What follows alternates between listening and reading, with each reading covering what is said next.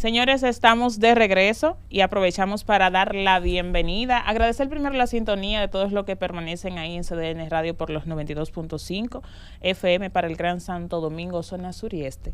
Y adicional, darle la bienvenida a Gelson en esta mañana a quien nos acompaña para hablar sobre el procedimiento penal relacionado a las pensiones. Annie Elizabeth Guzmán, ella es abogada penalista y aborda estos tópicos a diario en los diferentes juzgados de paz, de los diferentes tribunales y demás. Annie, ¿cómo te sientes? Me siento muy bien, muchísimas gracias Yuberkis, muchísimas gracias Gerson por la invitación, estar aquí nuevamente me hace sentir muy honrada.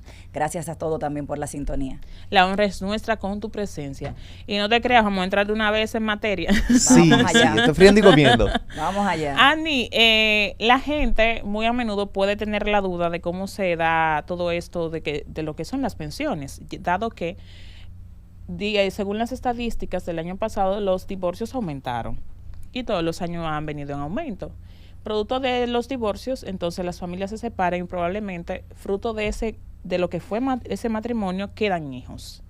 Y a veces los hombres llegan a entender que como ya culminó su responsabilidad o su vínculo amoroso con quien es la madre de sus hijos, pues también pierden lo que es la responsabilidad económica, psicológica, emocional, ese vínculo afectivo de padre a hijo, con sus hijos. Entonces, ahí pasa lo que son las pensiones, que son medios que la madre utiliza para que el papá pase a cumplir esa responsabilidad. Entonces, ¿cómo se da ese proceso? ¿Qué es lo primero que se debe hacer? Mira, el intro de la pregunta me da a aclarar algo antes de responderla, y es lo siguiente. Realmente nosotros, y eso es un mensaje que siempre digo, tenemos que normalizar el proceso de fijación de la pensión cuando se dan los casos de divorcio. O sea, no porque el padre o la madre terminen en malos términos se debe de hacer el procedimiento de fijación de pensiones. Porque, por ejemplo, sucede, y por eso es que es importante el intro, porque cuando nosotros tenemos procesos de pensión, por lo regular es porque se ha intentado por la vía amigable de llegar a un acuerdo, y puede que ese proceso de divorcio o de separación, en los casos en donde no existe como tal un vínculo matrimonial, sino más bien quizá una unión libre o una relación extramatrimonial que muchas veces da a luz a un niño. Entonces, cuando esos temas suceden, el bien superior del niño es que el niño tenga su alimentación asegurada. Y su alimentación asegurada solamente puede suceder con la disposición judicial. Esto es que si, por ejemplo, llegamos a un acuerdo, que es uno de los pasos de uno de los procedimientos, en donde, por ejemplo, nosotros podemos llegar a un acuerdo con la pareja y decirle, vamos a hacer este acuerdo en donde me vas a fijar esto de pensión, ya sea en el divorcio, si es un divorcio de mutuo acuerdo, por el acto de estipulación y convenciones, se puede perfectamente, o en el divorcio por incompatibilidad de caracteres, en el caso que el juez así lo dispone. Pero esto ya queda mediante sentencia. Es la única manera en donde usted entonces posteriormente, como me dicen muchas madres, que es la mayoría, no es porque solamente las madres tengan la guarda, que también eso es otro tema que tenemos que normalizar, no porque solamente las madres tengan la guarda, dicen que entonces, ¿qué hago con lo que me ha dejado de pagar? Si usted no tiene una sentencia, ya sea homologada o ya sea por un proceso contencioso, pues lamentablemente el juez no, por lo regular, no va a valorar esos gastos atrasados, porque el Estado solamente entra a regular esto cuando ya hay una posición judicial respecto de esa situación. Entonces, ¿cómo empezamos? Empezamos así, o por un acuerdo entre las partes en donde disponen cómo se van a llevar a cabo esos gastos del menor, cómo se van a llevar a cabo esos pagos, esas cuotas, en qué fechas, y entonces se lleva al tribunal, que es el competente, el juzgado de paz más cercano al domicilio del menor, de quien detente la guarda, de hecho o de derecho, porque solamente quien detenta la guarda de hecho o de derecho es el que puede pedir la pensión. Entonces, una vez homologado este acuerdo, ya esa sentencia es ejecutoria, y eso lo vamos a aclarar más tarde. Esa sentencia, en cualquier momento, de acuerdo a las capacidades económicas del alimentante y de acuerdo a la condición de vida del menor, también puede ser modificada en cualquier momento. Y la otra parte, que es la contenciosa, que es cuando esa persona no se pueden poner de acuerdo y simplemente ir y homologar ese acuerdo frente a un juez, entonces empezamos por ese juzgado de paz que tiene una fiscalizadora o un fiscalizador ahí donde usted va, y mediante un formulario que usted llena muy sencillo para facilitarle todo el procedimiento que se puede llevar a cabo perfectamente sin abogado, no es la recomendación porque es un proceso muy técnico a pesar de lo simple que es, pero puede ir perfectamente, llenar su formulario y empezar ese procedimiento en el cual le van a dar un requerimiento de citación para que la otra parte comparezca y ahí también se puede agotar esta fase conciliatoria en donde posiblemente las dos partes digan, bueno, pues yo te ofrezco tanto y esa persona dice, bueno, pues lo acepto y entonces ahí es el fiscalizador o la fiscalizadora quien envía entonces esa acta de acuerdo ante la fiscalía para que el tribunal lo homologue. Si eso no se puede, entonces nos vamos a todo el proceso contencioso, que es el que se lleva a cabo ya con las pruebas y demás. Hacías referencia al inicio, que dentro del ámbito del público nuestro, no todos tienen, hay de todas, vamos a decir que de todos los estratos y de todas las clases. Quizás algunos puedan tener conocimientos técnicos, dominio de algunos puntos de derecho, pero otros no. Y es dos cosas. Tú hacías referencia a lo que tiene que ver con las guardas de derecho y guardas de hecho, para que la gente entienda qué son cada uno. Y lo otro es, hacías referencia también a lo que es pensión, vamos a decir, o régimen alimentario por personas que son casadas.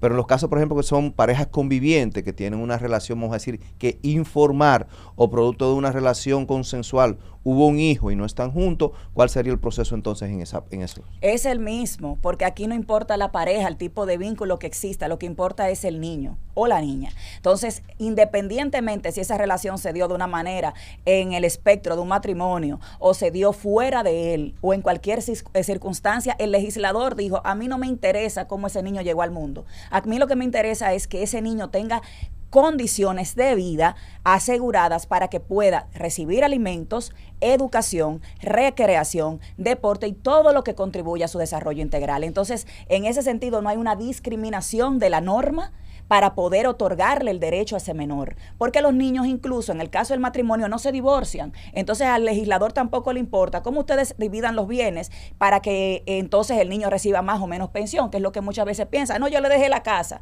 Entonces, ya con eso yo no voy a pagar pensión hasta que tenga 18 años. No, señor, porque los hijos no hacen parte de la partición. Entonces, ahí es donde viene la situación en donde realmente la guarda de hecho, ¿cuál sería? La guarda de hecho es, por ejemplo, en donde no se regula, porque ese es otro procedimiento que también tiene un proceso penal implícito, que es el proceso de guarda. Es el proceso de guarda que se hace también de manera contenciosa, de manera amigable. Que la guarda es quien se queda con los hijos. ¿Quién lo tiene? ¿Quién lo tiene? Que es quien lo tiene. Entonces usted me pregunta, ¿cuál es la guarda de hecho? La guarda de hecho es donde nosotros no hemos ido a ninguna parte, a nosotros no le hemos dirimido en ningún tribunal y simplemente yo me quedé con el niño y usted implícitamente aceptó que eso fuera así. Entonces mi pareja implícitamente dice, bueno, pues quédate tú con el niño o la niña y pues yo te voy a pasar una pensión, por ejemplo. Entonces ya yo tengo la guarda de hecho. Y si la guarda de derecho es cuando entonces no nos ponemos de acuerdo en ese aspecto, vamos a la Procuraduría de niños, niñas y adolescentes, empezamos un proceso de guarda donde también hay una fase conciliatoria. Si no nos ponemos de acuerdo, vamos para el tribunal y hacemos todo el procedimiento que eso conlleva. Entonces ya cuando haya una sentencia, ya yo tengo la guarda de derecho, que también es provisional. Yeah. Entonces, una vez se desaguarda, que al principio yo solamente ponía el ejemplo con lo normal que se da a diario, el hecho de que normalmente las madres son las que se quedan con los hijos, pero también puede suceder que sea el padre que se quede con los hijos. Debe entonces la madre, que no tiene la guarda ni de hecho ni de derecho, entonces asumir esa responsabilidad de la pensión. Por supuesto, y es que lo que pasa con la guarda de hecho y de derecho, que no solamente el niño o niña se puede quedar con el padre, a diferencia de la madre, que es un tema también de un sesgo que existe, que implícitamente la sociedad, el Estado también ha asumido que es la madre la más competente para tener el niño, y en muchos casos no es así. En muchos casos no es así. Sin embargo, si es el padre quien tiene el menor, es la madre quien debe dar la pensión. Pero sucede que también muchas veces tenemos la guarda de hecho o de derecho, la tienen los abuelos. Entonces, en ese caso, quien tendría que pagar la pensión, entonces son los padres a los abuelos. Entonces, todo va a depender, porque solamente, por eso dice el legislador, para quizá, lo digo quizá, poder tener mayor control de quién paga la pensión, es que quien tenga la guarda de hecho de derecho sea quien detente la pensión a quien se le requiera, porque no sabemos, el legislador no sabe quién se va a quedar con la tutela del niño. Hay condiciones, hay variables, hay diferentes casuísticas, entonces todo va a depender quién tenga la guarda del niño. Quien tenga la guarda del niño puede solicitar la pensión. Y una vez ya esa persona tiene la guarda, ¿cuál es el procedimiento que se da para acceder a esa pensión? Como te dije, primeramente se puede llegar por vía conciliatoria, ya sea ante la el fiscal que esté adscrito al juzgado de paz más cercano al domicilio del menor.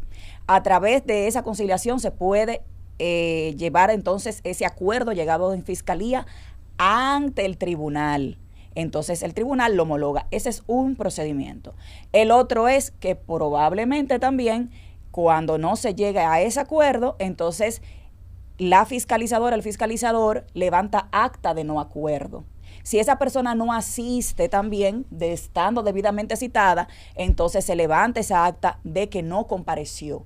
Con esas dos actas, ya sea de no acuerdo o ya sea de que no compareció, se le solicita al tribunal un día, una hora para conocer el procedimiento. Una vez se comienza ese procedimiento, la recomendación es hacer diligencias para poner en condiciones al juez de que pueda tener un contexto suficiente de cuáles son esos gastos alimenticios que tiene el menor, cuál es esa calidad de vida que tiene el menor y cuál es la capacidad económica del alimentante. Para eso también la norma ha dispuesto y ha regulado que se hagan diferentes investigaciones, por ejemplo, ante el equipo multidisciplinario de CONANI, que hace una evaluación en la casa del menor, va y ve, por ejemplo, qué leche toma, qué alimentación tiene, si tiene cuarto, o sea, una habitación, si no lo tiene, si tiene televisión, qué elementos, qué electrodomésticos, qué hay en la casa, cómo es esa condición de vida, cómo son esos gastos. Ahí entra también los gastos que son educativos. Pero educación en el sentido adicional, me explico. Dígase si el niño está cursando inicio algún de año curso, sería. si está cursando ballet, si está cursando todo lo que forme parte de su proceso educativo. Al igual que lo que, por ejemplo, como dicen, la ropa de diciembre, los medicamentos por enfermedad. Por esa razón es que, por ejemplo, la madre o el padre o quien tenga la guarda tiene que tener un sistema de organización interesante para poder poner en condiciones al juez cuando le muestre también esa parte. ¿Por qué? Porque, por ejemplo, si ese niño, esa niña va a clases extracurriculares, pues obviamente eso no lo va a requerir el juez ni lo va a requerir el fiscal. O sea, eso es responsabilidad de quien quiere que realmente el juez vea que dentro del espectro del desarrollo integral de ese menor está exactamente esa condición de vida, en donde el niño no solamente va a una escuela, porque no es lo mismo para poder disponer de una pensión que un niño, por ejemplo, vaya al colegio, vuelva a la casa y ya. Bueno, esa fue la condición de vida quizá que se pueda permitir en ese momento, pero si ese menor va a fútbol o va a clases de béisbol y eso paga una academia, pues lo más idóneo es que quien esté a cargo de ese menor le diga al juez, mire, este niño va, además del colegio, a estas clases. Pero eso se debe darse aun cuando el juez no pregunte. O sea, yo llego y digo, mira, en base a la realidad de vida que yo actualmente le estoy dando al menor que está a mi hijo que está bajo mi responsabilidad actualmente, estas son las tareas extracurriculares que realizo, esto es lo que se paga. Adicional a eso, le pago telecable, por ejemplo. Exacto. Y así una serie de cosas. Todo debe llevarse como todo ese listado completo de todos los gastos que conlleva para que el juez al momento de decidir el monto a imponer, pues no sé si creo que así es el término, entonces considere todos los gastos como tal. Totalmente, exactamente así. No es solo para comida. Exactamente así, porque ¿qué es lo que sucede? El juez es un tercero imparcial, él no está en la vida del menor, él no está en la vida de sus padres, él no conoce la capacidad económica del alimentante. Incluso es importante reseñar que hasta para las diligencias de investigación, aunque la norma dice que son de oficio, realmente el juez espera que sean las partes quienes lo soliciten para poder emitir esos oficios a las diferentes entidades que te pueden decir cuál es la capacidad económica de ese alimentante. ¿Por qué? Porque si, por ejemplo, muchas veces, y por eso es que hay personas que dicen, yo no voy porque me van a poner 5,000 pesos. Si el juez no tiene nada que valorar, la norma establece un monto razonable para eso, porque tú no le estás diciendo o es empresario o es asalariado, y si es asalariado, ¿cuánto detenta? O sea, no puedes dejarle todo el trabajo al tribunal. El tribunal tiene que tener condiciones para poder decir, bajo el principio de razonabilidad y de proporcionalidad, ok, este niño va a tantas tareas extracurriculares, este padre también tiene esta condición de vida. Entonces, con base en eso y ese principio, porque no hay una tabla, la gente pregunta, entonces hay una tabla. No, esa tabla, digamos, es subjetiva. Es subjetiva, por eso hay que tratar de siempre entregarle un expediente al tribunal que él pueda tomar de ahí cuánto monto imponer con base en esas dos realidades. Una realidad es la del menor y otra es la realidad, en este caso, por poner un ejemplo, del padre. Entonces, cuando se fusionan, va a tomar en consideración eso que bien dices. Va a tomar en condición que el menor gasta, por ejemplo, 5 pesos y el padre gana 20 pesos. Entonces, con base en eso, va a ser una sentencia que se ajuste a eso. Y en el caso, por ejemplo, de los padres que tienen un empleo informal, porque estamos hablando que para solicitar certificación tiene que ser formalizado, pero los que sean informales, los empleos que tienen, vamos a decir un echadía, qué sé yo, un mercader que tenga un hijo y le van a poner una pensión, ¿cómo se equilibra? O sea, ¿cómo sería entonces ahí para poder realizarlo? El legislador ha sido benévolo en cuanto a esa parte con el menor, porque ha dicho, si usted no trabaja, gana un salario mínimo. A mí no me interesa si realmente usted tiene ingresos o no tiene ingresos. Para mí, si usted me dice que no tiene ingresos, gana un salario mínimo. Entonces, partiendo de ahí, ya hay una realidad económica. No me interesa más. Ahora bien, si, como le dije anteriormente, como el guardián de ese menor, usted quiere garantizar que tenga una pensión acorde al ingreso de ese padre, porque me dicen, por ejemplo, algunas madres, no, pero es que él tiene un negocio, pero ese negocio es informal, pero es un colmado. Es un colmado en donde, si bien eso se está manejando, probablemente el ingreso mensual pase a ser mucho más que un sueldo mínimo. Pero lógicamente, entonces, pero usted como guardián de ese menor tiene la responsabilidad de poner ese juez en condiciones que también el legislador le permitió ser benévolo. ¿Cómo? Por todo medio de prueba. Entonces, si yo sé que esa persona tiene ese colmado, es mi responsabilidad, por decir un ejemplo, y esto es un tip muy importante, mandar un alguacil. Y decirle al alguacil, hazme una comprobación de que ese colmado es propiedad de esta persona. Párate ahí unos cuantos 15 o 20 minutos y ve más o menos el flujo de personas que hay ahí para que tú me digas a mí cuánto probablemente puede hacer eso. Es verdad, eso no es palabra de Dios, pero tú vas a tener un elemento en donde el juez puede decir, bueno, pues si él fue y entrevistó a esa persona y le dijo que ese colmado era suyo, le toma foto y el colmado está totalmente surtido, pues yo tengo un elemento razonable para entender que tú tienes cómo pagar una pensión más allá de un sueldo mínimo. Entonces, en base a lo que me plantea Sandy, podría ser que la gente desconozca realmente qué debe darse en estos procesos de pensiones y cómo recaudar todos los elementos suficientes para alcanzar una pensión digna, ya sea el padre que lo tenga, sea la abuela que la tenga, sea la tía que lo tenga. Entonces, en ese sentido, ¿debería la persona que tiene la tutela del menor, del hijo, asesorarse? ¿Cuál sería la vía legal para que ellos puedan asesorarse realmente y puedan comprender el proceso a fin de que iba a decir la pena por la costumbre, de que, sí, hay una pena de para que eso. El monto que imponga el tribunal sea ajuste a la realidad de ese hijo o hija? Claro que sí, pero mira, mencionaste una palabra importante y pensaste que no había una pena, y sí la hay. Sí bueno, si vas a hablar de la pena, pues tenía una pregunta precisamente bueno, por la pena. Sí la hay, bueno, voy a preparar esa pregunta, pero con base en eso, esa es la realidad. Cuando nosotros estamos ante un proceso de pensión de alimentos, los responsables de que el juez tenga conocimiento de cuánto debe imponer es la persona que está haciendo esa demanda. Entonces, sí debe asesorarse. Sí debe asesorarse. El legislador ha sido benévolo en cuanto a eso porque él no quiere que haya una traba para que tú vayas a demandar el derecho de un hijo. Entonces, él te quitó esas trabas, es decir, obligatoriamente tienes que presentarte con un abogado o si demandas a alguien, esa persona está en indefensión porque no va con abogado. El legislador le quitó esa traba y le dijo, cualquiera de los dos que se presente sin abogado se escucha, se le sigue el proceso y no se me van a parar nadie esperando que llegue el abogado de ninguna de las partes. Ahí está el Ministerio Público, ahí está el juez y ahí estoy yo en una norma que te dice cómo tú tienes que hacerlo. Entonces, no me van a frenar el proceso de imponérsele a un menor cuánto tiene que recibir de alimentos porque ninguna de las partes tenga un abogado. Entonces, ese es un tema. Pero el otro tema es que usted sí se debe de asesorar y que usted preferiblemente, si tiene las condiciones económicas para ir representado por un abogado, usted lo haga, porque de eso va a depender el éxito de un procedimiento como este, que, aunque se puede llevar a cabo sin abogado, es muy técnico y muy sensitivo. Y una vez impuesto ese monto de pensión en favor de la parte que tiene al menor, al hijo o la hija, cuando se da incumplimiento por la parte a la que le fue impuesto, ¿qué sucede? Ahí voy. Para continuar ahí con como donde Yuberkis lo dejó. A ver que hay padres que entienden que hasta cierto punto tienen una responsabilidad y se le pone una pensión, pero muchas veces la incumplen.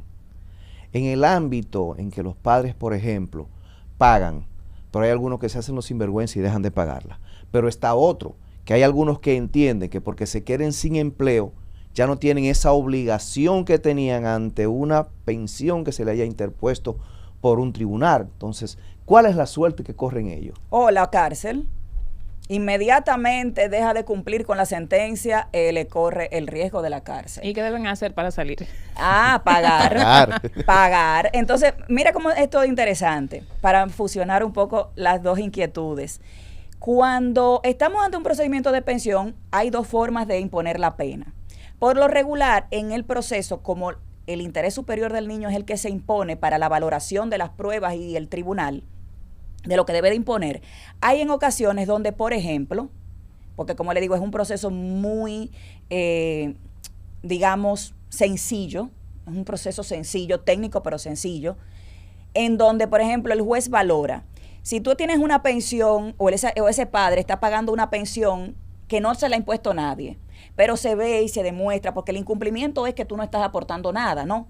Entonces, pero ese padre demuestra, mira, yo no tenía una pensión, pero por ejemplo, en el tribunal establezco que yo he estado suministrándole alimentos al menor mensualmente. Quizás no el monto que la madre me está demandando en este momento, pero he estado mensualmente cumpliendo con montos que yo tengo capacidad o que yo entendí que yo debí hacer eso. Entonces, tú le puedes allegar eso al juez y tú no eres un incumplidor desde ese momento. Ahora bien, si en el marco del proceso no se ha aportado nada de eso y la madre dice, bueno, pero es que yo tengo 5 años, 1 año, 6 meses o el tiempo que sea sin recibir ni un peso de esta persona, ya de por sí se le puede solicitar al juez que en esa primera sentencia de fijación, mire, esta persona tiene riesgo de no cumplir con esta sentencia porque durante todo este tiempo ha evadido su responsabilidad. Si el juez así lo ve, si así lo entiende, entonces puede imponer en esa sentencia de fijación de por sí ya los 2 años de condena para asegurar que no se sustraiga de su obligación. Ahora bien, si el juez entiende que aunque no ha cumplido con la expectativa de vida que tiene quien demanda esa pensión, pero que sí ha cumplido, posiblemente solamente fija la pensión y no pone la condena.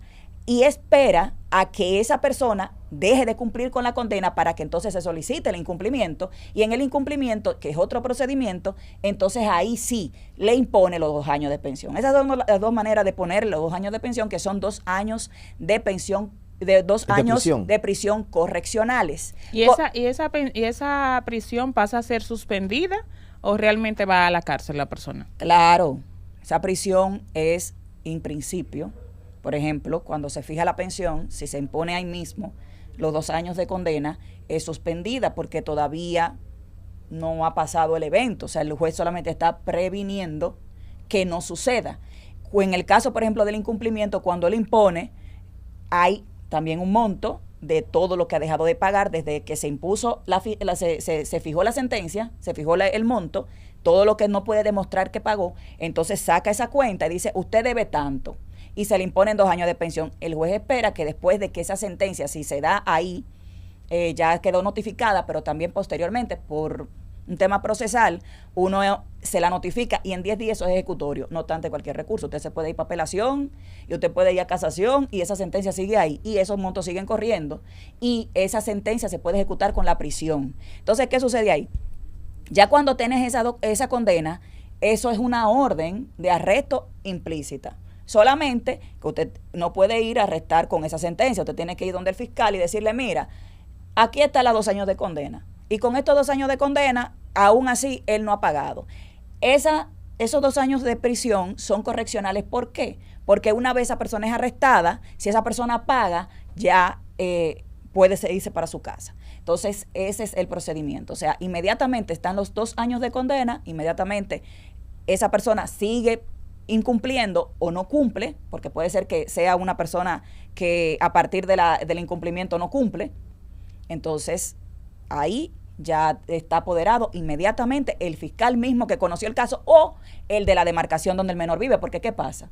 Muchas veces yo tengo una sentencia que se me dio en un juzgado de paz, pero yo no voy a vivir eternamente ahí porque esa casa no es propia, me tuve que mudar, entonces tendría que ir yo a ejecutar esa sentencia, es a la jurisdicción en donde vivo en ese momento, o sea, no estoy atado a llevar a cabo la ejecución de esa sentencia por el tribunal por el juzgado que me la emitió, no, sino siempre en el territorio donde vive el menor. En el caso, por ejemplo, faltó la parte de que se quede desempleado.